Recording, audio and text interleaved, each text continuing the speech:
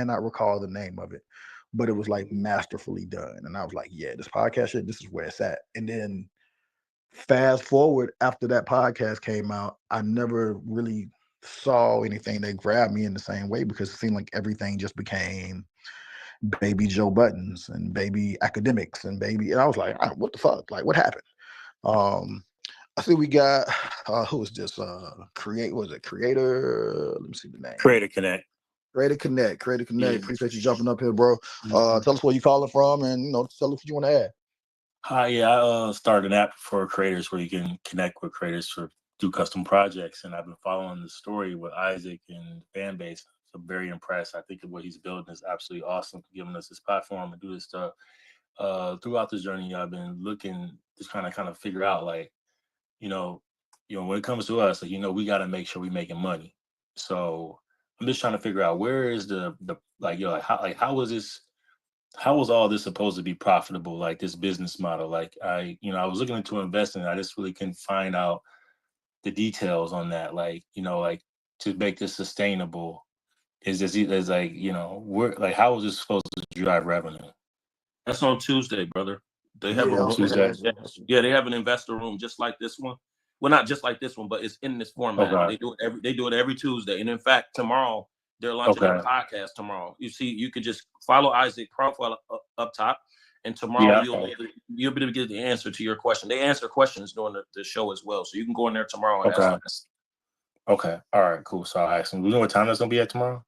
I'm not sure, but somebody in the chat. It's at 5 o'clock. 5 p.m. Yeah, 5. Okay, yeah, they know. Okay, all right. Cool.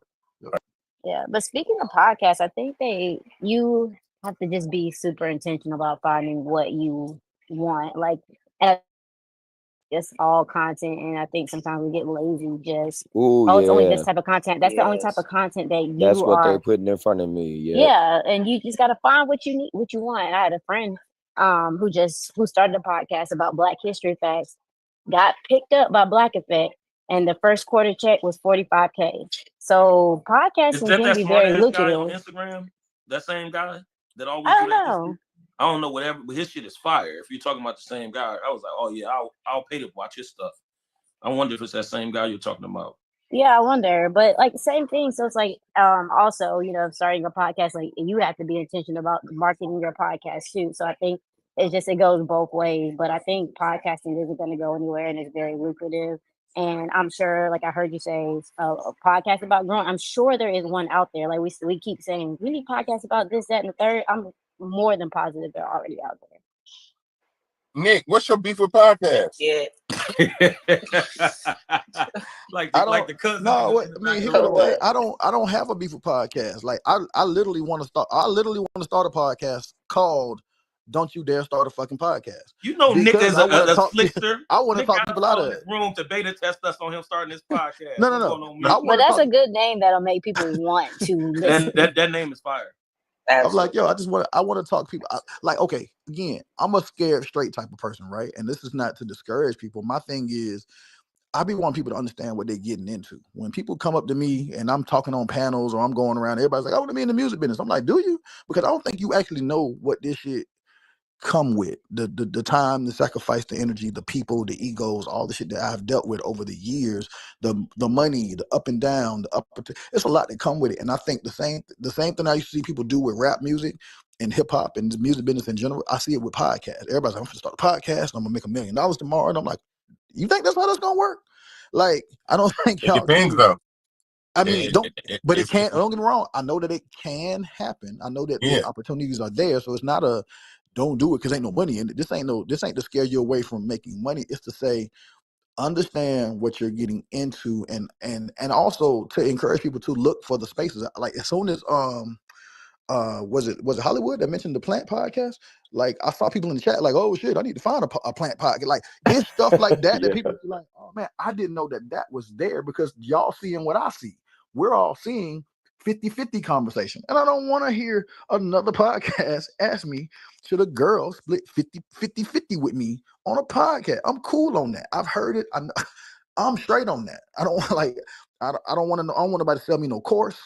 I don't want nobody to do I feel like we just got an abundance of course sellers and fucking relationship gurus. And Isaac, I know how you feel about relationship gurus.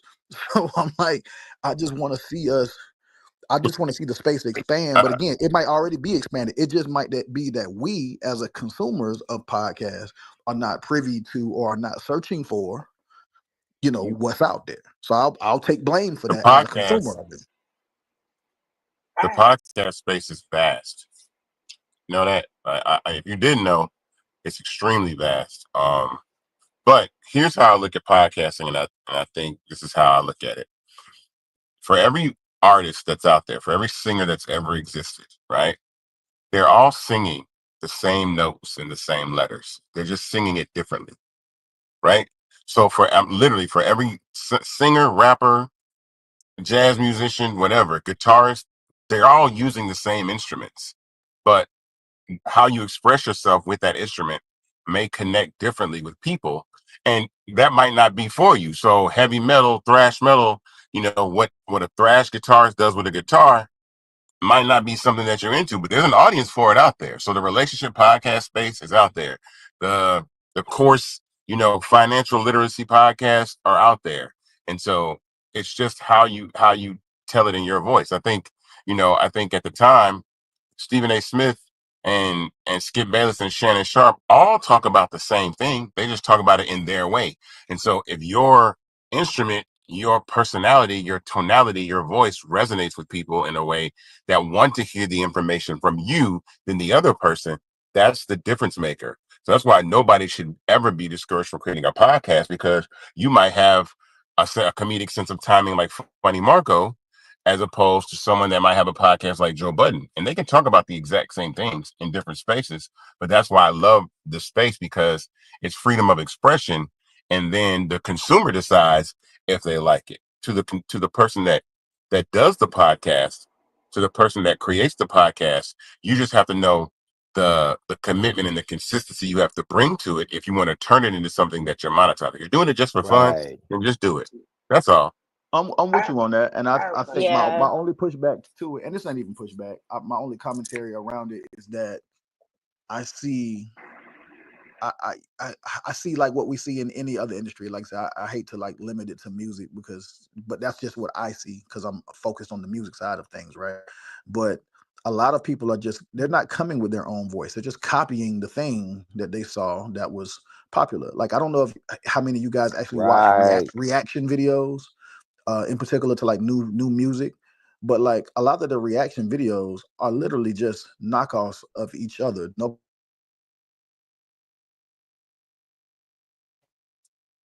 did we lose Nick? hold on. Nick, My yeah. bad. No, a phone call came in. My bad.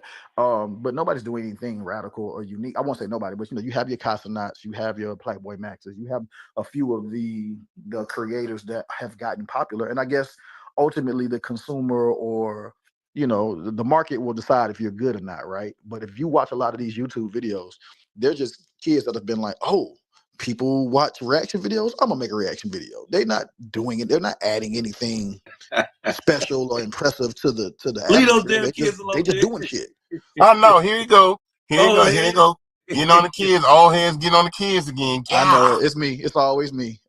But you don't. Hey, bro. Like I don't. Yeah. I just play this. If my kids come to me, one of them has said, "Hey, I want to start, my own like social media thing and do the thing." I'm like, all right, bet. But for Nick, I want to see you do something fly. I don't give a fuck if you go do a music podcast or or get ready with me or a makeup thing. Just do something.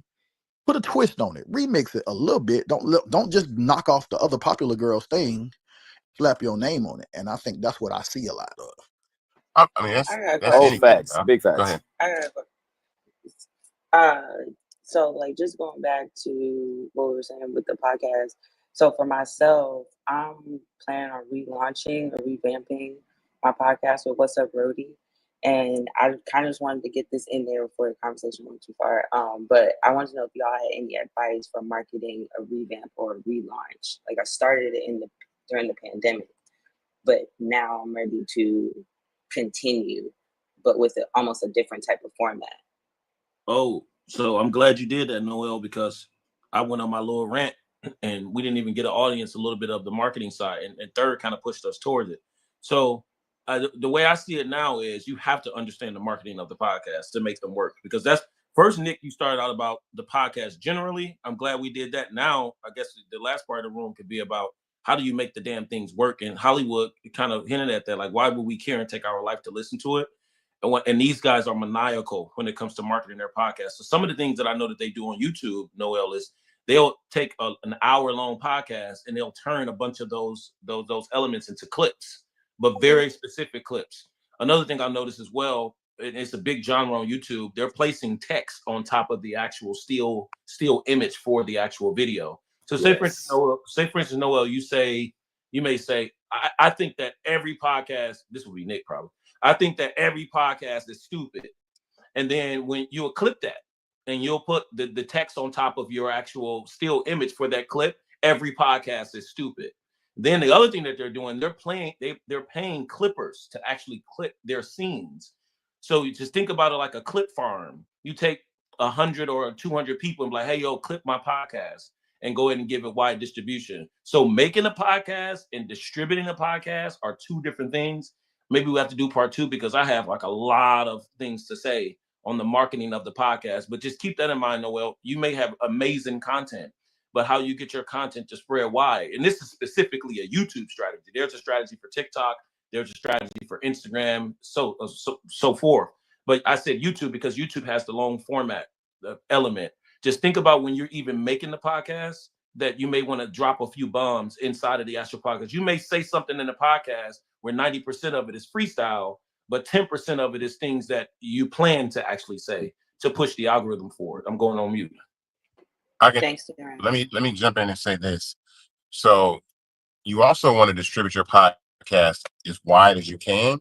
So I'm using Podbean. So Podbean will distribute your podcast like Amazon and Spotify and Apple Music and all those things. It'll take the description, the artwork, all those things, and distribute it to the audio podcast community as well. Because a lot of times those podcasts, a lot of people like to listen to podcasts like audiobooks. What Duran was talking about was chopping down a podcast in 3 ways. So this is what you do. You have the full episode, say podcast an hour. Cool. You upload the hour.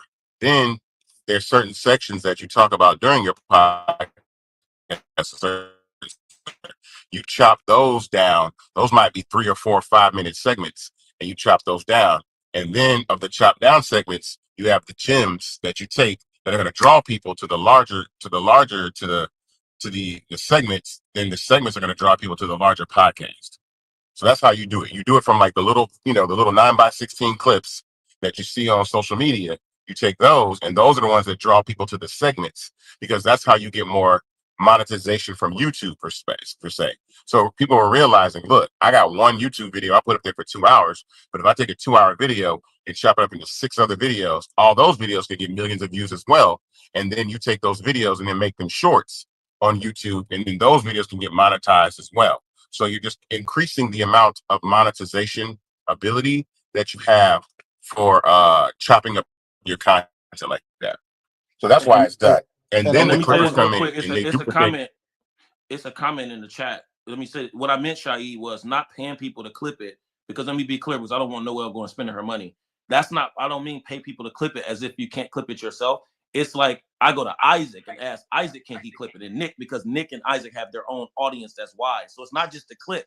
It's Isaac clipping it and Isaac placing it to the Fanbase community, so they can actually see my original podcast and then come back to the actual episode. So let me be clear. It's not about paying someone to clip it. It's about paying a certain person to actually clip it and put it in their distribution. Let me add something. Oh, go ahead. I wanted to add this though, that I thought was important. That's true, but you definitely, the reason why the clipping is important is because a lot of the podcasters or a lot of the content creators are getting their pages banned. So if you're someone like, let's say, Andrew Tate, right? And I don't condone anything that Andrew Tate says, but what Andrew Tate will do is he has the Andrew Tate page. Then he'll make 50 other YouTube channels that he owns, but it looks like some kid owns it and they're just chopping up all the gems from Andrew Tate. So even if you take one Andrew Tate page down, you can't take them all down. So that's why they do clipping like that. So it's like, look, my message is still going to get out here. So if you take my main page down, I'm still going to have 50 other pages because I own all the YouTube pages regardless. It just looks like some kid does it, but those were clippers. So you pay clippers to manage all the individual pages. And it looks like these are all owned by other people, but they're also just other pages that you're also increasing your monetization. That's the lick. Hey, so hold on. I want to get Fanbase and I want to get Weeks comment, but I want to throw this out there. And this more so speaks to what I was saying earlier when I was kind of half joking because I was kind of serious about starting that podcast called Don't You Dare Start a Fucking Podcast. Like, one of the things I would say to you, Noel, is maybe, just maybe, and I could be wrong, and I'm open to being wrong. Maybe what you do, maybe your thing is better suited for more of a YouTube show than it is a podcast. So when I say don't start the podcast, it may just be like, hey, maybe that medium isn't the medium for you. I.e., I don't know if you guys have ever watched a cooking show or a food related show on YouTube. Now imagine that content being a podcast. It's way more fun to look at and see and like kind of taste food than it is to hear about it. So a Bite Life podcast isn't as like fly as it would be if you could see the food, see the restaurant, see the thing. So I don't know what, like, what you doing, you being on the road, dealing with lighting and dealing with, the behind the scenes of putting on big productions and concerts and shows, like that may be something I want to see more than I want to hear about. So that's just a suggestion I would throw out there to you. So actually, the podcast, it is on YouTube. I have 3 seasons already on YouTube. I was actually trying to switch it to the audio, distribution, what Isaac was saying, in different platforms. But it is on YouTube right now. I'm putting the link in the chat. But thanks. I definitely appreciate everybody's. For sure. For sure. I think I get some of the things you saying, Nick. Like, I be one when people tell me, "Hey, I want a tour," and I have this conversation almost weekly. I want a tour. I want to sing for a living. How much should I charge? When can I start getting money to do this? And I'm like, do you even practice? Like, do you? And most of the time, they don't want to practice. They don't want to do any type of groundwork or foundational work that'll make it be sustainable or that'll make it last anyway. So they just want to do it today. They want to do it to, like, some of the, I guess, younger podcasters or something. They want to hop on this wave. And it's all, I think the dangerous thing about that is not having your identity. Nobody's going to, you may get a quick buck here and there, but you're going to be relying on luck. You're going to be relying on maybe somebody's just so happened to find you somewhere and they wanted to give you an opportunity versus building a career out of this where you can have the same benefits as somebody that's working in corporate America. Totally agree. Let me get Weeks. Weeks, what up, man? Talk to me, man. You got a comment or a question you want to throw in here? I know you got a comment usually. Yes, sir. No, peace, y'all. Happy morning. Peace. I'm thinking about, like, this comes down to providing quality and value, right? Nobody want to listen to a bunch of bullshit, and it's so easy to just, they think it's easy, right? But when you look at what Shannon and some of these people do, these folks are doing journalism on their own stage. They just don't need CBS or ESPN to do it, but they're doing real. They coming with real questions and real preparation and quality experience from the perspectives that they're speaking from. Even Cam Newton, you look at these guys are asking dope, in-depth questions, and when you look at that Super Bowl coverage when he did Iconic Saga, he using the room and pulling in some of the legends. The white dude, I can't remember his name, but he brought him onto the stage and he said something that's very profound to me. For my idea to think about something like that is like, you want to get to where it's damn near conversational. Like, some people get that cue card and they glued to it or whatever it might be. But when you find like quality things where you're providing real value to people that literally did not know about something, and that's where all those course people come in and start, polluting the situations, because it's so easy to feel like everybody's a guru because our community in general, like Durant said, there's a lot of our community based in this process. We don't know because we don't have a lot of those resources and conversations happening in our neighborhood, in our living room. But I just wanted to say, if we take it serious and make that shit like literally like journalism and do a great job and provide real value, unique new perspectives. And I love what Nick said about being unique. I think it'll be great. And I think the space is very rich. And I think it's giving such a great platform to former athletes and other people who got real value to add. I'll land there. There it is. There it is. Fanbase. Talk to me. Tell us where you calling from.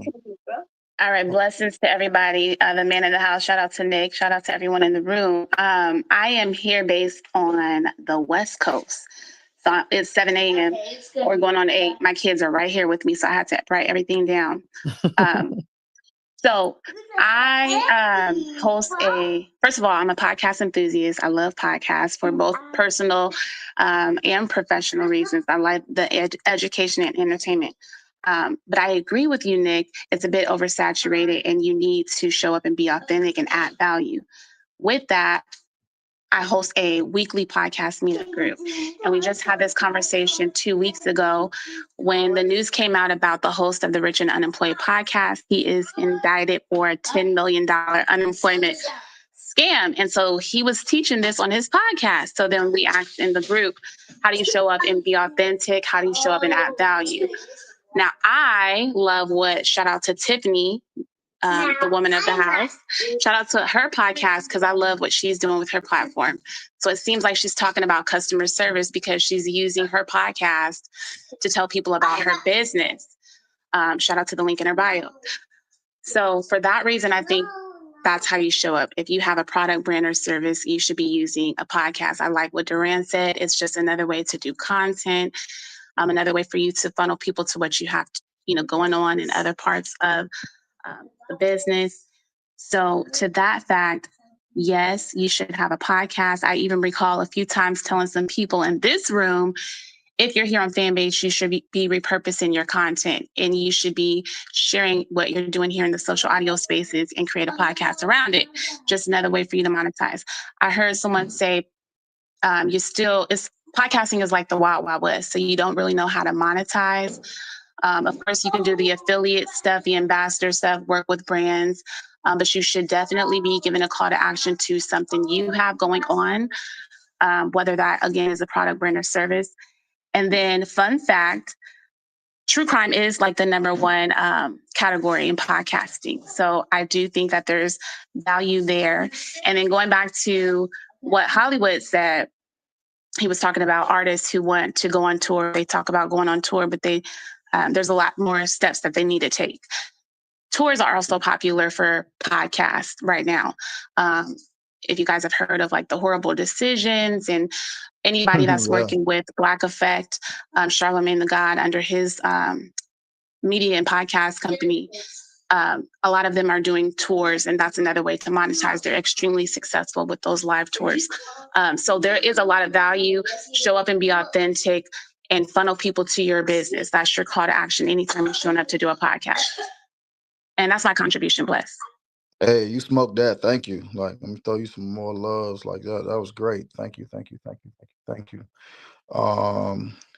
TC, I want to get you in before we get to the tail end because I want to throw in the last little comment. TC, what do you want to add to the convo, man? Tell us where you're calling from. Hey, what's up, everybody? Yeah, I'm calling from right outside of Philadelphia, Pennsylvania. Do we even refer to these things as calls anymore, Nick? No, I wanted to ask a question. I have considered a podcast. I actually got all of the go ahead and start something similar to that. But I'm curious, what are the other monetization strategies that might exist around the second wave of podcasts? Like, where not necessarily where the puck is right now, where it comes to podcasts, but where's the puck going? Where our audience is moving to? Where do you guys see the most amount of opportunity that exists to, just to capitalize on the content economy? I mean, for me, I'll be honest with you. I think Fanbase just hit on it. The touring of the podcasters. Now, I've seen that. I've seen a few of these podcasts. I forgot The name of the one, it's another relationship podcast, so don't kill me. I don't want y'all to think I'm being a hypocrite. But it's a relationship podcast. The guy who I actually was like really like fond of, he got kicked off the show, and y'all may know the show I'm talking about.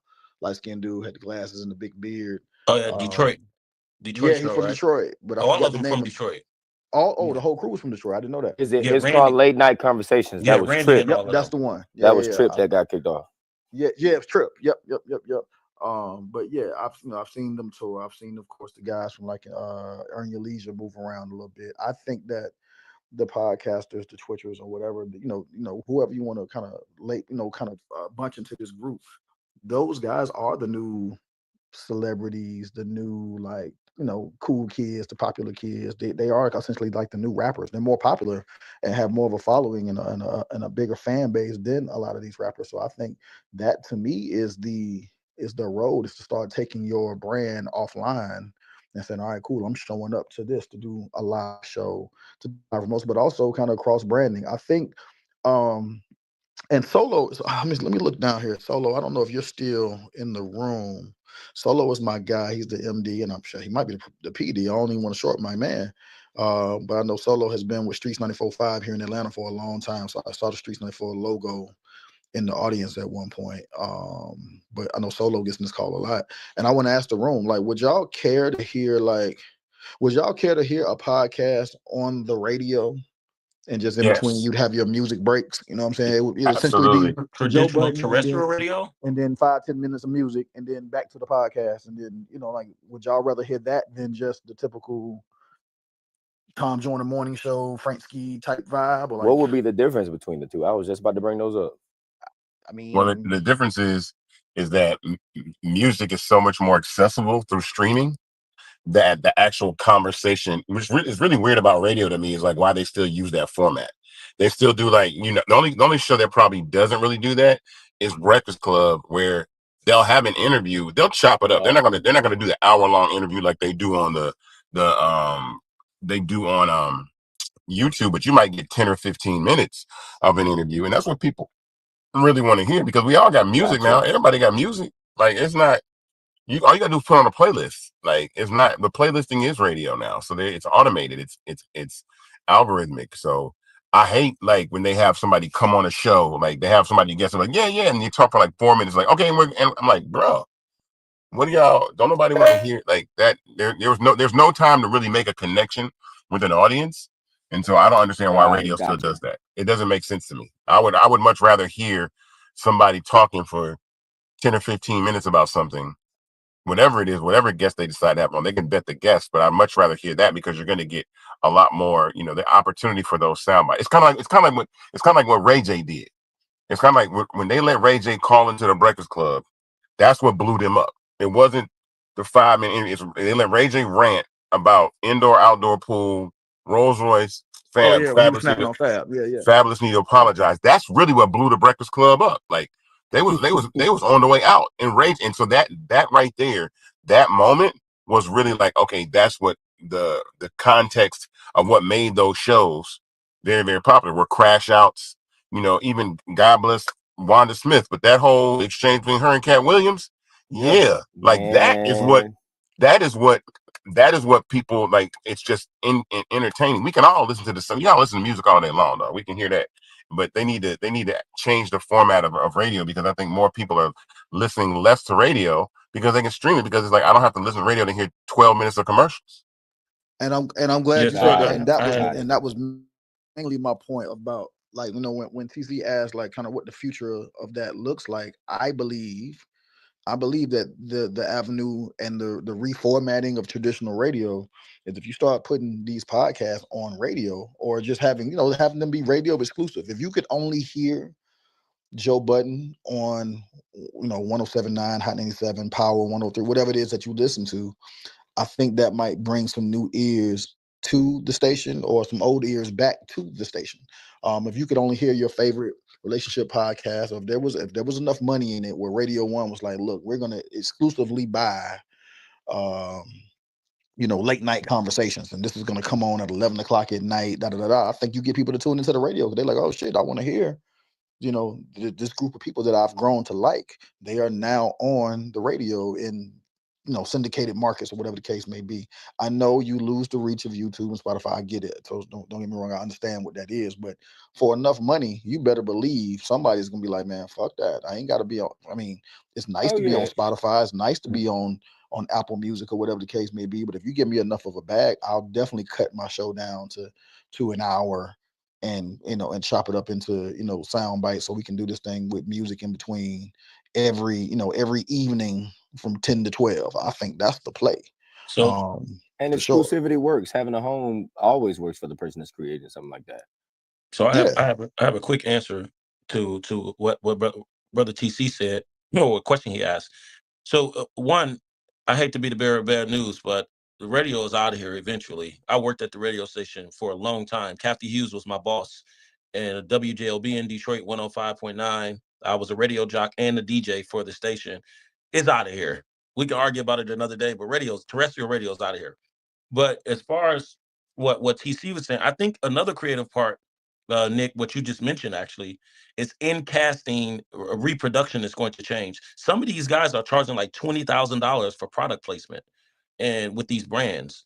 So they get the brands that when you see those little podcasts, this episode is sponsored by. That's the terrible way to do it. The smooth way to do it is to actually tell a story and weave it in. Somebody may have a podcast like about crime, for example, and then the smart people, Nick, you notice what they'll do. They'll say, yeah, and they'll talk about the episode, the crime episode. Then they'll say, hey, and if this just reminds me, for people getting in trouble, you may want to reach out to the best lawyers. That's why this podcast is sponsored by. So they found a creative way to weave in the actual brand partnerships. But if you can show a creative way, and I shouldn't be saying this, Nick, because this is my idea of what my wife and I are doing for hours, but fuck it. For Nick in his room, if you can show a way to produce inside of your podcast a different way of positioning the brand product, you can actually increase the price that you charge the actual brands for the product placement. It's one thing to take it as a segment and say, here's the product, go to their actual website. But imagine these like mini commercials. This is why I see like the smart people going with this, having these micro commercials inside of your podcast, really quick though, like 10 seconds, 15 seconds. So say for instance, I'm in the middle of doing the podcast, and then we're promoting some chips, if you will, and my wife just knocks the bowl on the ground. And I'm just like, hey, yo, what the hell are you doing? And then the entire production just changed. You don't even realize that we went into a commercial in real time. And then it ended with actually talking about Doritos or Lay's. And then the next shot is us sitting back at the podcast at the table like it never actually happened. The production for how they present the brand products are going to change, and they're going to look more like Super Bowl commercials in the middle of the podcast, not as extreme, but at a micro level, so that you can actually increase what you charge the brands, because that's where the battle is going to start eventually. Like, all right, we're Doritos.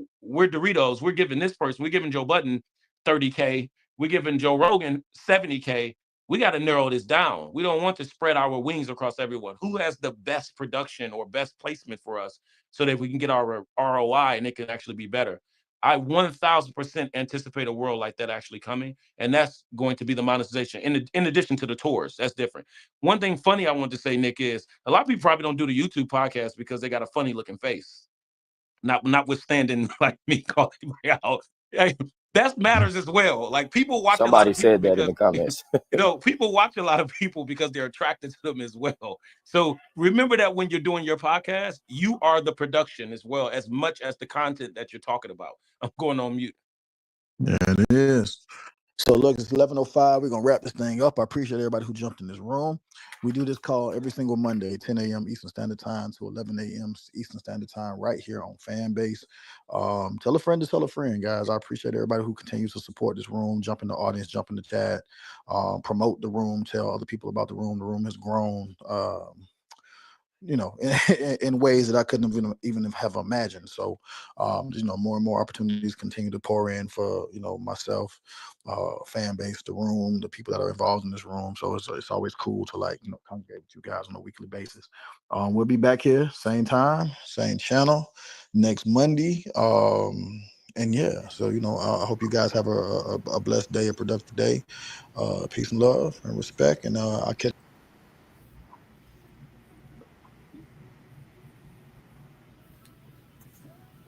Hey, y'all. Thank y'all for tuning in. For those who listened, this is the Monday Marketing with Nick Love, co-hosted with Isaac and friends. See you today, Monday, February. No, what am I saying? February. Ooh, that could either be in the past or the future. What am I doing? July 28th, 2025. See you next Monday. It's 10 a.m. Eastern. Au revoir. Tout à l'heure.